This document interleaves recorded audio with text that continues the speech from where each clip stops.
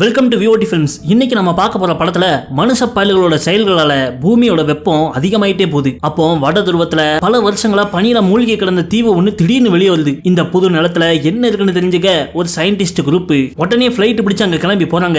அங்க கிமு 10,000ல பனி யுகத்துல வாழ்ந்த மேமத் யானைகளோட சடலங்களை கண்டுபிடிக்கிறாங்க. ஆனா அது மட்டுமல்ல, ஒட்டுமொத்த மனித குலத்தையே அழிக்கக்கூடிய ஒரு பேர் ஆபத்தையும் இவங்க வெளியே விட்டுறாங்க. அது என்ன ஆபத்து? சுத்தி 1000 கிலோமீட்டருக்கு வெறும் கடல் மட்டுமே இருக்கக்கூடிய இந்த தீவுல இருந்து இவங்க தப்பிச்சாங்களா? மனித குலத்தோட நிலைமை என்ன ஆச்சுன்னு பரபரப்பா சொல்லக்கூடிய ஒரு படத்தை தான் இன்னைக்கு பார்க்க போறோம். இன்னைக்கு நம்ம பார்க்க போற சர்வைவல் அட்வென்ச்சர் படத்தோட பேரு தி தாவ். படத்தோட முதல் சீன்லயே ஒரு ஆளு சின்ன டென்ட்டுக்குள்ள கேமராவை ஆன் பண்ணிட்டு முன்னாடி உட்காந்து எதையோ வாசிக்காரு. இவர் சாதாரண ஆள் கிடையாது. நம்ம படத்துடைய முக்கிய கதாநாயகன் சயின்டிஸ்ட். பல அவார்டுகள் வாங்கியிருக்காரு, பல புத்தகங்கள் எழுதியிருக்காரு. ஆனா இவர் இன்னைக்கு வீடியோல என்ன சொல்றாருன்னா, இவ்வளவு நாள் நான் என்னையவே தப்பான பாதையில வழி நடத்திட்டு இருந்திருக்கேன், இப்பதான் எனக்கு அந்த உண்மை புரியுது அப்படின்னு சொல்ல சட்டுன்னு வீடியோ கட் ஆயிடுது. அப்படியே அடுத்த சீனை பார்த்தா பூமி எப்படி நாசமா போயிட்டு இருக்குங்கிறத காமிக்காங்க. எல்லா நியூஸ்லயும் மக்கள் தொகை ரொம்ப அதிகமாயிட்டனால குளோபல் வார்மிங் கூடிக்கிட்டே போகுது. கடலுடைய வெப்பத்தன்மை வருஷத்துக்கு வருஷம் ஏறிக்கிட்டே போகுது. ஒரு பக்கம் இந்த குளோபல் வார்மிங்கை தடுக்க நம்ம ஏதாவது ஸ்டெப்ஸ் எடுக்கணும்னு சொல்ற ஒரு கூட்டம், இன்னொரு பக்கம் பூமிக்கு எதுவும் ஆகாது,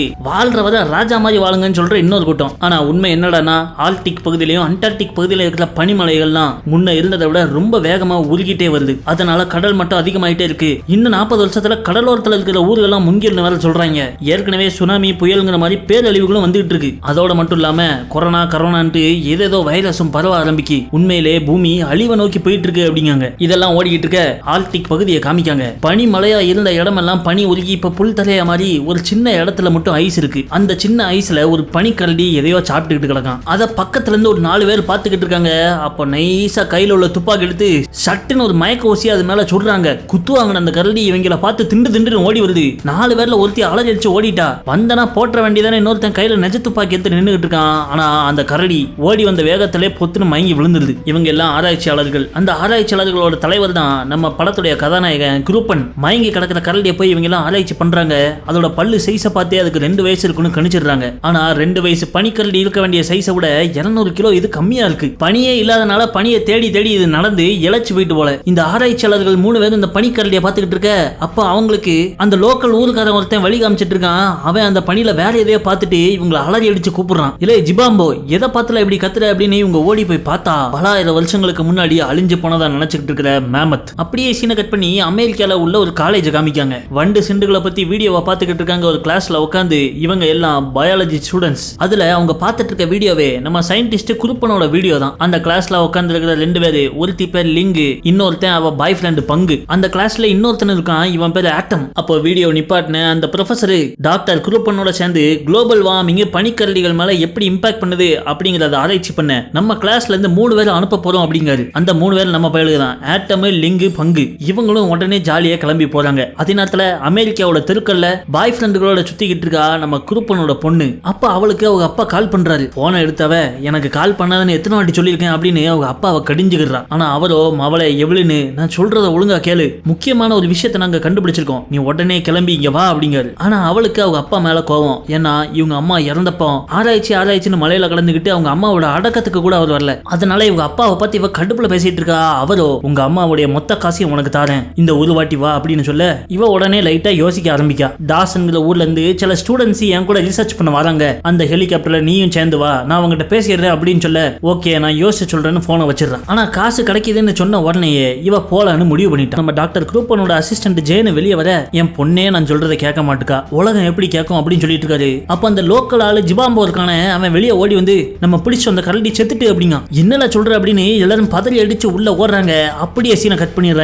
2 நாள் கழிச்சு அந்த டாசன் ஊரை காமிக்காங்க. நம்ம டாக்டர் குரூப்பன் கூட சேர்ந்து ரிசர்ச் பண்ண போறதுக்காக ஸ்டூடெண்ட்ஸ் 3 பேர் கிளம்பி அங்க இருந்து அவங்களை கூட்டு போற ஹெலிகாப்டர் இருக்கிற இடத்துக்கு வராங்க. அந்த ஹெலிகாப்டர் ஓட்டுற பைலட் ஒரு மொட்டையன், அவன் பேர் பாட். அவன் ஆபீஸ்ல ஹெலிகாப்டர் சாவி துப்பாக்கி எல்லாம் எடுத்து ரெடி பண்ணிட்டு இருக்க, அப்ப அவனுக்கு ஒரு போன் கால் வருது. யாருன்னு பார்த்தா டாக்டர் குரூப்பன். இல்ல பாட்டு, நான் சொல்றத கேளு அப்படின்ட்டு அவனை என்னானாலும் அவரோட பொண்ணை மேல கூட்டு வர வேண்டான்னு சொல்லிடுறாரு. என்னத்துல என்னாச்சு அப்படின்னு கேட்டா, அதெல்லாம் அப்புறம் சொல்றேன், என் பொண்ணு உன் ஹெலிகாப்டர்ல இங்க வராத மாதிரி நீ பாத்துக்கோ, அப்படி அவ ஏதாவது சொன்னா அவளுக்கு தேவையான பத்திரத்தெல்லாம் சைன் போட்டு உன்கிட்ட திரும்ப அனுப்பி விடுறதா சொல்லு அப்படின்றாரு. 2 நாளுக்கு முன்னாடி பொண்ணை எப்பாடுபட்டாது வான்னு சொன்னவரு இப்ப என்ன ஆனாலும் அவர் பொண்ணு மேல வந்துடவே கூடாதுன்னு சொல்றாரு. என்ன நடக்குன்னு அங்க பார்த்தனா அந்த செத்து கிடந்த மேமத்தோட உடம்ப வச்சுக்கிட்டு முன்னாடி டாக்டர் குரூப்பனு பேரஞ்ச மாதிரி உட்கார்ந்துருக்காரு. அப்ப அங்க வந்து அவர் அசிஸ்டன்ட் ஜேனு, ஜிபாம்பாவோட நிலைமை ரொம்ப மோசமாயிட்டே போயிட்டு இருக்கு அப்படிங்க அப்படிங்காங்க. அது மட்டும் இல்ல நம்ம ஜேனுக்குமே உடம்பு சரியில்லையா. அதையெல்லாம் கேட்டு அப்படியே குரூப் பண்ண உட்காந்துருக்க இங்க நம்ம ஹெலிகாப்டர் காமிக்காங்க. அந்த ஸ்டூடெண்ட்ஸ் பேருக ஆட்டம் லிங்கு பங்கு எல்லாரும் வந்துடுறாங்க. சட்டு புட்டுன்னு சாமான ஏத்திக்கிட்டு கிளம்பிடலாம் அப்படின்னு மொட்டை பாத்துக்கிட்டு இருக்கான். அதுக்குள்ளேயும் நம்ம குரூப் பொண்ணு எவியும் அங்க வந்து இறங்கிடுறா. ஐயோ கரெக்டான நேரத்துல வந்துட்டாளே அப்படின்னு சொல்லிட்டு இவன் நேரா போய் என்ன எவி எப்படி இருக்க, உங்க அப்பா உன்னை மேல கூட்டு வர வேண்டாம்னு சொன்னாரு அப்படிங்கவும் அதை கேட்ட அவ சாமி ஆடிடுறா. 2 நாள் முன்னாடி போனை போட்டு வாங்காரு இப்ப வரலங்காரு என்ன நினைச்சிட்டு இருக்காரு, என்னாலும் பரவாயில்ல நான் வாரேன் அப்படின்னு சொல்லிட்டு இவளே போய் ஹெலிகாப்டர்ல ஏறி கதவு போட்டிக்கிறா. நம்ம மொட்டைக்கு இப்ப வர வழி இல்ல. ஹெலிகாப்டர் எடுத்துக்கிட்டு பனிமலையை நோக்கி போக ஆரம்பிக்காங்க. இந்த பக்கம் நம்ம ஜேனோ உடம்பு சரியில்லாம டென்ட்டுக்குள்ள படுத்திருக்கா. அப்ப வெளியே நம்ம டாக்டர் குரூப் எட்வர்டு மட்டும் தான் பேசுற சத்தம் கேக்கு. கவலைப்படாத ஒண்ணும் இல்ல அப்படின்னு சொல்றாங்க. சட்டுன்னு ஒரு துப்பாக்கி சுடுற சத்தம் கேக்கு. அடுத்த செகண்டே அவங்க ஏதோ ஒரு பிளாஸ்டிக் கவர்ல ஒரு பாடியை உருட்டுற மாதிரி தெரியுது. இதெல்லாம் கேட்ட ஜேனு உள்ள மிரண்டு போய் படுத்து கிடக்கா. அப்ப நம்ம ஹெலிகாப்டர் காமிக்காங்க. ஃபைனலா அது நம்ம டாக்டர் குரூப்பனோட லேபரேட்டரியில இருக்கிற பேஸ் கேம்புக்கு வந்து சேர்ந்துருது. உள்ள வந்து பார்த்தா கேம்புக்குள்ள யாருமே இல்ல. ஒருவேளை அவங்க ஃபீல்டுல இருப்பாங்களா இருக்கும் அப்படின்னு பால்ட் சொல்றான். அப்ப இவங்க லைட் போடலான்னு பார்த்தா கரண்ட்டும் இல்ல. உடனே மொட்டையன் வெளியே போய் அந்த டீசல் ஜெனரேட்டர் செட்டை செக் பண்ண போறான். இங்க லிங்கும் பங்கும் பாய் ஃப்ரெண்டு கேர்ள் ஃப்ரெண்டு பேசாம ஏதோ சண்டை போட்டு முறைச்சிட்டு இருக்க மாதிரி இருக்கு. அதை பார்த்த ஆட்டமே எனக்கும் வெளியே வேற வேலை இருக்கு அப்படின்னு சொல்லிட்டு இவங்களை தனியா விட்டு போயிடறான். அவன் வெளியே போன உடனே நம்ம பங்கு லிங்கிட்ட நான் பண்ணது பெரிய தப்பு தான் என்ன மன்னிச்சிரு, அதுக்குன்னு என்கிட்ட பேசாமலாம் இருக்காதா மாலா அப்படின்னு சொல்லிட்டு அவளுக்கு ஐஸை போட்டு கவுத்துறான். அந்த ரூம் விட்டு வெளியே வந்த ஆட்டமோ இவனுக்கு ஒரு ஆள் வேணும்னு சொல்லிட்டு நம்ம குரூப்பன் பொண்ணு எவ்வளவு தேடிக்கிட்டு இருக்கான். அப்படி தேடி போய் பார்த்தா டாக்டர் குரூப்பனோட ரூமுக்குள்ள இவ ஏதோ பெட்டியை திறந்து நோண்டிக்கிட்டு இருக்கா. அவங்க அப்பாவோட போட்டோ ஒன்று கையில செக்குது. அதுல அவரோட அசிஸ்டன்ட் ஜேனு கூட குஜாலா இருக்கிற மாதிரி இருக்கு. அதை பார்த்தாவ இந்த ஆளு எப்போ இப்படிதான் அப்படின்னு சொல்லிட்டு அந்த போட்டோ தூர வீசிட்டு இவ தேடுறா இல்லையா. இவளுக்கு அவர் எழுதி கொடுக்கதா சொல்லி இந்த காசெல்லாம் எழுதி இருக்கிற பத்திரம் கிடைச்சிருது. சரி ரைட் இந்த இடத்த காலி பண்ணுவோம்னு சொல்லிட்டு இவ ஆட்டம்க்கு டாட்டா சொல்லிட்டு அந்த ரூம் விட்டு வெளியே வந்துடுறா. இங்க வெளியே நம்ம மொட்டையன் ஜெனரேட்டர் ஸ்டார்ட் பண்றதுக்காக ட்ரை பண்ணிட்டு இருக்கப்போ தூரத்துல ஏதோ துப்பாக்கி சுடுற சத்தம் கேக்கு. தலைவன் ஒரு செகண்ட் அலறி போயிடுறான். இருந்தாலும் அது ஏதாவது பள்ளி புறாவை சுட்டுப்பாங்க அப்படின்னு இவன் மறுபடியும் வேலையை பார்க்க ஆரம்பிச்சிடறான். இங்க உள்ள அந்த ரூம் விட்டு வெளியே வந்த ஆட்டமும் எவியும் அடுத்ததா அந்த கேம்ப்ல இருக்கிற ஒரு லெபரேட்டரி கதவை திறக்காங்க. உள்ள புனனா தடிக்கி இங்க ஏதோ பிரிச்சாலி செத்துருக்க போல அப்படின்னு சொல்லிட்டு பக்கத்துல போய் பாக்குறா. அப்ப சடார்னு ஜெனரேட்டர் ஸ்டார்ட் ஆகி லைட் ஆன் ஆயிருது. பார்த்தா இறந்து கிடக்குற ஒரு பெரிய பனிக்கரடி. உடனே ஆட்டமே இது ஒரு போட்டோ எடுக்க அப்படின்னு கேமராவை தூக்க நம்ம மொட்டையன் என்ன இஞ்சா தேடு அப்படின்னு சொல்லிட்டு கரடி மேல ஒரு கையை வச்ச மாணிக்கே போஸ் கொடுக்கான். சட்டுன்னு அவன் கையில ஏதோ கடிச்ச மாதிரி இருக்கு. சுள்ளுன்னு பிடிக்க கையை தேய்ச்சிக்கிட்டே என்னன்னு பார்க்கான். ஒரு சின்ன பூச்சி கடிச்ச தடம் தெரியுது. அதை பார்த்த ஆட்டமே ஏதாவது எறும்பு கடிச்சிருக்கும் கவலைப்படாத ஒன்னும் ஆகாது அப்படின்னு சொல்லிட்டு அந்த கரடியை போட்டோ எடுத்துட்டு அங்கிருந்து கிளம்பி போயிடுறாங்க. அப்படி போயிட்டு இருக்கப்போ மொட்டை நம்ம எவ்வளவு மட்டும் தனியா கூப்பிட்டு நான் வெளியே ஜெனரேட்டர் ஸ்டார்ட் பண்ணிக்கிட்டு இருக்கப்போ ஒரு துப்பாக்கி சத்தம் எனக்கு கேட்டுச்சு. பயப்படுறதுக்கு ஒண்ணு இருக்காது, இருந்தாலும் இன்ஃபர்மேஷனுக்காக இதை சொல்றேன் அப்படின்ட்டு போயிடுறான். இந்த பக்கம் ஃபீல்டு ஸ்டேஷனை காமிக்காங்க. நம்ம டாக்டர் குரூப்பனு இறந்து கிடக்குற அந்த மேமத்து உடம்பு போட்டு ஒரு டென்ட்டுக்குள்ள உட்காந்து ஏதோ ஒரு வீடியோ ஒன்று ரெக்கார்டு பண்றாரு. அதே நேரத்தில் இன்னொரு டென்ட்ல இருக்கிற நம்ம ஜேன் பக்கத்துல தான் கம்யூனிகேஷன் ரேடியோ இருக்கு. துப்பாக்கி சத்தம் கேட்டதுன்னு சொன்ன உடனே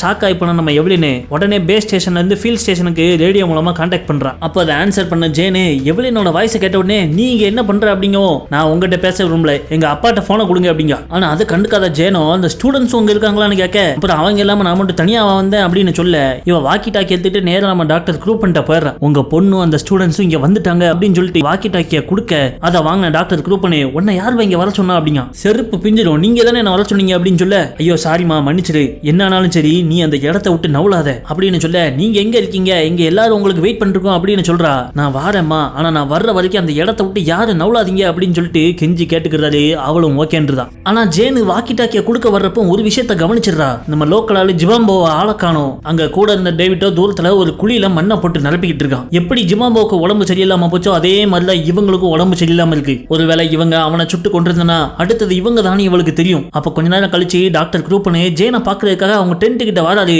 ஆனா உள்ள துப்பாக்கியோட ரெடியா இருந்த ஜேனு டம்முன்னு ஒரு அடி நெஞ்சில குண்டடி வாங்கின டாக்டர் குரூப்பனு அப்படியே கீழே மலந்துற துப்பாக்கி சத்தம் கேட்டு அங்க டேவிட் கையில ஒரு கத்தியோட ஓடி வரான். அவனையும் இலக்கிடுறாங்க. இங்க பேஸ் கேம்ப்லயோ டாக்டர் குரூப்பன் டீம் வருவாங்கன்னு காத்திருந்து நைட்டே ஆயிடுது. அவங்க படுத்து தூங்க போயிடுறாங்க. அப்ப அவங்க எல்லாம் படுத்து தூங்கிட்டு இருக்கப்போ திடீர்னு ஏதோ ஒரு சத்தம் ஒண்ணு கேக்கு. அந்த சத்தம் கேட்டு நம்ம ஆட்டம்க்கு முழிப்பு வந்துருது. பயந்து போன அவன் நம்ம எவ்வளவு எழுப்பி விட்டுற 2 பேரும் அந்த சத்தம் என்னன்னு கூர்ந்து கவனிக்காங்க. பார்த்தா அவங்க மேல இருக்கிற மாடி ரூம்ல நம்ம லிங்கும் பங்கும் ஜில்பான்ஸ் வேலைகள் பண்ணிட்டு இருக்காங்க. அப்படி பண்ணிக்கிட்டு இருக்கப்போ பாய்க்கடியில திடீர்னு ஒரு பூச்சி ஒண்ணு ஓடி வந்துருது. அதை பார்த்த பங்கு அரண்டு போய் எந்திரிச்சிடறான். இவன் பூச்சை பார்த்தாலே பதற ஒரு வித்தியாசமான போபியா நோய். பூச்சி இருக்கிற ரூம்ல நான் இருக்க மாட்டேன்னு சட்டுப்புட்டுன்னு ஜட்டியை போட்டுட்டு வெளியே கிளம்புறான். அதை பார்த்த லிங்கோ என்னல இப்படி பாதியில விட்டுட்டு போற அப்படிங்க.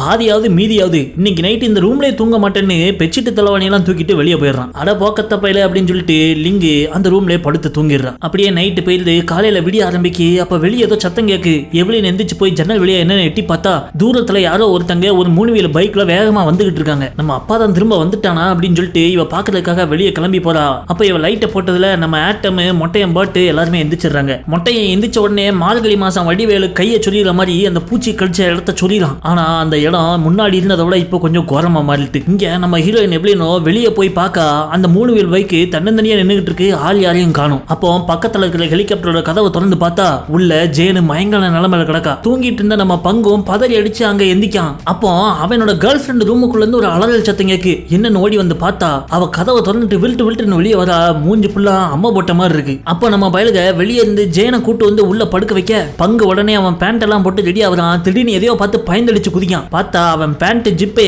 பூச்சின்னு நினைச்சு பயந்துருக்கான். இந்த கூத்தெல்லாம் நடந்துகிட்டு இருக்க இதை பார்த்த நம்ம எவ்வளவு உடனே எங்க அப்பாக்கு நான் கூப்பிட்டு பேச போறேன்னு வாக்கி டாக்கி எடுத்து ஃபீல்ட் ஸ்டேஷனை கான்டாக்ட் பண்றா. ஆனா அங்க இருந்து எந்த பதிலும் திரும்ப வரல. அங்கதான் அவர் மலர்ந்து கிடக்காரு. ஆனா நல்ல வேலைக்கு டாக்டர் குரூப்பன் சாவல. அவருக்கு பட்ட குண்டடி தோல் பட்டையில தான் பட்டிருக்க தவிர நெஞ்சில இல்ல. அதனால அவர் லைட்டா அசைய உடுக்காரு. உடனே நம்ம மொட்டை ஜேன் ஓட்டிட்டு வந்தாங்களே இந்த பைக்ல ஜிபிஎஸ் கோஆர்டினேட் இருக்கும். அதை வச்சு ஃபீல்ட் ஸ்டேஷன் எங்க இருக்குன்னு கண்டுபிடிச்சு நாளைக்கு ஹெலிகாப்டர்ல அங்க போய் பார்ப்போம். ஒருவேளை அங்க எதுவும் எமர்ஜென்சி அவசர உதவி தேவைப்பட்டுனா இன்னொரு ஹெலிகாப்டர் கூப்பிடுவோம் அப்படிங்க. இது நல்ல ஐடியாவா இருக்குன்னு சொல்லிட்டு எல்லாரும் ஓகேன்னு சொல்லிடுறாங்க. அப்ப நம்ம ஆட்டம் மயங்கி கிடக்கிற ஜேனோட சட்ட பாக்கெட்ல ஒரு கேமரா இருக்கதா பாக்குறான். அதை அவன் வெளியே எடுக்கவும் அது இவளுடைய அப்பா கேமரான்னு நம்ம எவ்வளவுக்கு புரிஞ்சிருது. உடனே அதை வாங்கி ஓபன் பண்ணி பார்க்க அதுக்குள்ள கேசட் எதுவுமே இல்ல. சரி ரைட்டு, இப்ப ஹெலிகாப்டர்ல நம்ம சாமானெல்லாம் லோட் பண்ணிட்டு நாளை காலையில கிளம்புவோம் அப்படின்ட்டு பொருளெல்லாம் எடுத்துக்கிட்டு ஹெலிகாப்டர்ல போய் லோடு பண்ண போறாங்க. அப்பதான் எவ்வளவு கவனிக்கா அந்த ஹெலிகாப்டர் கண்ட்ரோல் எல்லாத்தையும் குதறி வச்சிருக்க அந்த ஜேனு வயர் எல்லாம் பிஞ்சு கிடக்கு. அதை பார்த்தா மொட்டை வெறியாயிடலாம். இதை அவனுக்கு ரிப்பேர் பண்றதுக்கு ஒரு 2 மணி நேரமாவது தேவைப்படும். அதை பார்த்து நம்ம பங்கு வேற எதுவும் ஹெலிகாப்டர் கூப்பிட முடியாதுன்னு அலற ஆரம்பிச்சிடறான். அட 2 மணி நேரம்னாவே ஆகும், கொஞ்ச நேரம் உட்காந்துருங்க, நான் சரி பண்ணிடுறேன் அப்படின்னு சொல்லிட்டு மொட்டை வேலையில இறங்க அங்க ரூமுக்குள்ள இருந்து வெளியே ஓடி வந்த லிங்கு ஜேனோட உடல்நிலை சரியில்லை, உடனே ஓடி வாங்கன்னு கத்துறா. உடனே எல்லாரும் பதறி அடிச்சு உள்ள ஓடி போய் பார்த்தா அங்க படுத்து கிடக்குற ஜேனு கிடுகிடுன்னு வைப்ரேட் ஆகுறா. அவ வாயில இருந்து சவதி மாதிரி பிரவுன் கலர்ல என்னமோ ஒண்ணு வெளியே வருது. அவங்கள மட்டும் போக விட்டுறாத அப்படின்னு ஜேன் சொல்றாங்க. யார போக விடக்கூடாது அப்படின்னு இவ கேட்க அவங்க கண்ணாமொழி எல்லாம் பிதுங்கி வாயில அந்த திரவம் வெளியே வந்து மூச்சு விட திணறாங்க. உடனே எவ்வளவு வாயை வச்சு அவங்களுக்கு சிபிஆர் கொடுத்து உதவலான்னு போறா. ஆனா அவங்க எவ்வளவு தடுத்துறாங்க. அவங்க வாயில வர்றது என்னன்னு தெரியல. நீயும் வாயை வச்சு உனக்கு இன்ஃபெக்ட் ஆயிர போகுது அப்படிங்க. இவங்க பேசிட்டு இருக்கும் போதே அவங்க கண்ணு முன்னாடியே ஜேனி இறந்து போயிடுறாங்க. இவங்க கண்டிப்பா ஏதோ இன்ஃபெக்ஷனால தான் இறந்திருக்காங்கன்னு தெரியவும் பிளாஸ்டிக்கை வச்சு இவங்க பாடியை ரேப் பண்ணிடலாம், இந்த ரூமை உடனே சீல் பண்ணிடலாம் அப்படின்னு முடிவு பண்றாங்க. அப்ப நம்ம ஹீரோனே நான் உடனே எங்க அப்பாவை போய் பார்த்தாகணும் அப்படின்னு சொல்லிட்டு வீட்டை விட்டு விருட்டுன்னு வெளியே கிளம்பி போவ நம்ம மொட்டையிட்ட இந்த துப்பாக்கியை வாங்கிட்டு ஆட்டமும் நம்ம ஹீரோயின் கூட கிளம்பி போறான். இங்க நம்ம மொட்டையோ அந்த கேப்ல ஹெலிகாப்டர் சரி பண்ணிடலாம் அப்படின்னு வேலையை பார்த்துக்கிட்டு இருக்கான். அப்ப மறுபடியும் அவன் கையை சொல்லு எடுக்குது. ஆனா கொஞ்சம் கொஞ்சமா அவன் காயம் பெருசாகிக்கிட்டே போகுது. நம்ம ஆள் இப்ப ஒலி பண்ண ஆரம்பிக்கும். இங்க எவ்வளவு ஆட்டமோ அந்த ஃபீல்டு ஸ்டேஷனுக்கு போயிடுறாங்க. அங்க 2 டென்ட் கிடக்கு. ஆனா ஆளுங்க யாரும் இருந்ததுக்கான அறிகுறி தெரியல. அவங்க அந்த டென்ட்டுக்குள்ள போய் செக் பண்ணி பார்க்காங்க. அங்க இறந்து கிடக்குற மேமத்தோட உடம்ப பார்த்து ஆச்சரியப்படுறாங்க. ஆனா அது உடம்புல பெருசா ஏதோ காயம் இருக்கு. அதுக்குள்ள பார்த்தா குட்டி குட்டியா முட்டை மாதிரி ரவுண்டா கிடக்கு. அப்ப அந்த காயத்துக்குள்ள ஏதோ ஒண்ணு அசைற மாதிரி தெரியுது. அது அந்த நிலத்துல காணப்படுற தவளை தான் முட்டை போட்டுக்கும் அப்படின்னு நினைச்சிட்டு அவங்க அங்க இருந்து வெளியே வந்துடுறாங்க. வெளியே வந்து பார்த்தா டென்ட் சைட்ல நம்ம டாக்டர் குரூப்பன் டீம்ல இருந்த அந்த எட்வர்டு டேவிட் செத்து கிடக்கான். ஐயோ எங்க அப்பாவுக்கு எதுவும் ஆயிருக்குமோ அப்படின்னு இவ பதறி அடிச்சு சுத்தி முத்தி தேடி பார்க்க அங்க ஃப்ரெஷ்ஷா மூடி கிடக்குற குழி ஒண்ணு தெரியுது. அதை பார்த்து பதறின இவ ஓடி போய் கையால் அந்த மண்ணெல்லாம் விலைக்கு பார்க்க ஏதோ ஒரு மனுஷன் மூஞ்சி தெரியுது. ஐயோ அப்பான்னு இவ கதறவும் இவ அதை பார்க்க வேண்டான்னு ஆட்டம் அவளை இழுத்து கொண்டு போயிடறான். இவ அப்பா டாக்டர் குரூப்பனே இறந்துட்டு தான் நினைச்சு அவ அழ ஆரம்பிக்கான். இந்த பக்கம் பேஸ் ஸ்டேஷனை காமிக்காங்க. நம்ம பங்கு பாத்ரூம்ல ஒண்ணுக்கு இருந்துகிட்டு இருக்கான். அப்ப அவன் ஒண்ணுக்கு அப்படியே ரத்தமா வர ஆரம்பிக்கு. வலி வர தாங்க முடியல, விண்ணு தெரிக்குது. இருந்து முடிச்சிட்டு வெளியே வந்தவன் நேரா அவன் கேர்ள் ஃப்ரெண்ட் லிங்கிட்ட போயிட்டு உன்கிட்ட என்ன நோய் பய இருக்கு, இது வரைக்கும் என் வாழ்நாளிலே ஒண்ணுக்கு இருக்க இவ்வளவு நான் வேதனைப்பட்டது கிடையாது, எனக்கு எந்த நோயை பரப்பி விட்ட அப்படின்னு கேட்கான். ஆனா அவளே அங்க நொந்து போய் உட்காந்துருக்கா. அவள் லபக்குன்னு வாந்தி எடுக்க அதை பார்த்து அவன் பரித வச்சு போய் என்ன மன்னிச்சிருமா, தெரியாம பேசிட்டேன், நம்மகிட்ட ஏதோ பிரச்சனை இருக்கு, நம்ம 2 பேருமே ஏதாலையோ இன்ஃபெக்ட் ஆயிருக்கோம், அந்த இன்ஃபெக்ஷனு கீழே என் சக்கரையில இருக்கு அப்படிங்க. இங்க வெளியே நம்ம ஆட்டமும் எவ்வளோ திரும்ப பேஸ் ஸ்டேஷனுக்கே வந்துடுறாங்க. அப்போ எவ்வளவு அழுதுகிட்டே வீட்டுக்குள்ள போயில அதை பார்த்த மொட்டையை நம்ம ஆட்டம்கிட்ட என்னடா ஆச்சு அப்படின்னு கேட்கான். பார்த்தா ஜேனு எல்லாரையும் சுட்டு கொண்டுட்டதா ஆட்டம் சொல்றான். ஏன் இப்படி பண்ணிருப்பான்னு குழம்பிட்டு இவங்க பேஸ் ஸ்டேஷனுக்குள்ள வராங்க.